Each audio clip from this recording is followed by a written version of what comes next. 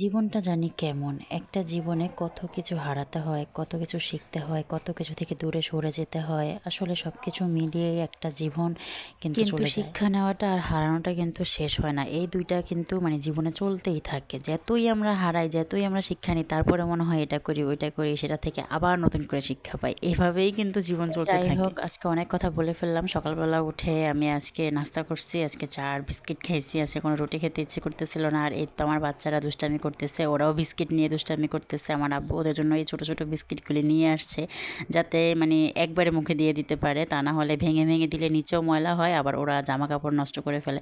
তার জন্য ছোটো বিস্কিটগুলি নিয়ে আসার। আমি এখনও বিছানায় গুছাই নাই, কারণ সকালবেলা ওঠার পরে চা না খেয়ে কোনো কাজ একদমই করতে ইচ্ছে করে না। আর স্বামী আজকে আব্বুর জন্য এখানে মেহেদি ব্লেন্ডার করতেছে, আমাদের গাছের মেহেদি আর কি। আর এখন এই তো ড্রাগন ফল আর কি, এগুলি আর কি কেটে নিব। আর আমার আম্মু সকালবেলা যাতায়াতের জন্য এখানে দুপুরের জন্য খাবার রেডি করছে। আজকে মিষ্টি কুমড়া দিয়ে শিং মাছ দিয়ে আর কি ঝোল ঝোল করে রান্না করবে আর কি। তো মাঝে মাঝে তরকারি দিয়েও ওদের জন্য আলাদা করে তরকারি রান্না করে, তো সেটা দিয়ে আর কি খাওয়ার খিচুড়ি রান্না করি না অনেক সময়। তো এই তো বিছানাটা আমি গুছিয়ে নিতেছিলাম। অনেকে আসে না সকালবেলা ঘুম থেকে ওঠার পরে আগে বিছানা গুছায় তারপরে সব কাজ করে, কিন্তু আমি কেন জানি আগেটা পারি না। আমার একদমই ভালো লাগে না। চা না খাওয়া পর্যন্ত কতক্ষণ আগে ঝিমাই, তারপরে চা খাওয়ার পরে আর কি সব কাজ। আমার সবচেয়ে বেশি এই দুইটা ফলের মধ্যে ড্রাগন ছিলতে বেশি ভালো লাগে।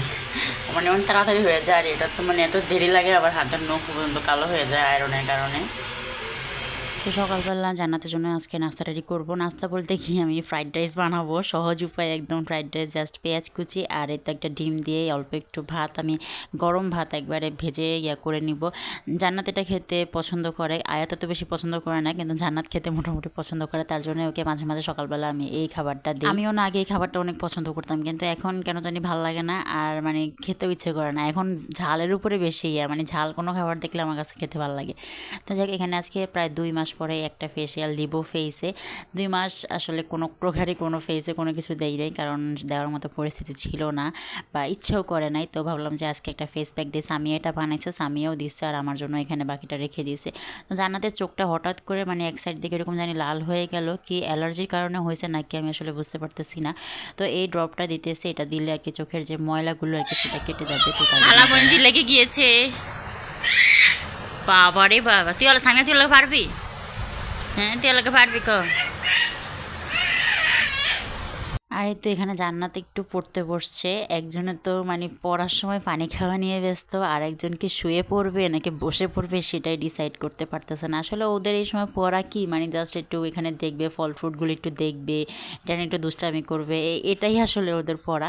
কিন্তু একজনে বই আছে না, কামড়ায় কামড়ায় ছিঁড়ে ফেলে। উনি তো বই, ওনার জন্য যে বইটা আনছে, ওনারা পড়ালেখা করে অনেক টায়ার্ড হয়ে গেছে, যার জন্য উনি এখন ঘুমাবে। আর এই যে ওনাদের বই খাতার অবস্থা, একজন এখানে ঘুমাইতেছে, আর একজনে তো তহিলা গাত দিয়ে বাচ্চা কাচ্চা কোলে নিয়ে দাঁড়িয়ে আছে। তো আজকের ব্লগটা আর বেশি বড় করব না, আজকের মতো এতটুকুই। আর এটা হচ্ছে আমার শুধুমাত্র 2 বাচ্চা নিয়ে সকালের একটা পার্ট। তো সবাই ভালো থাকবেন, আল্লাহ হাফেজ।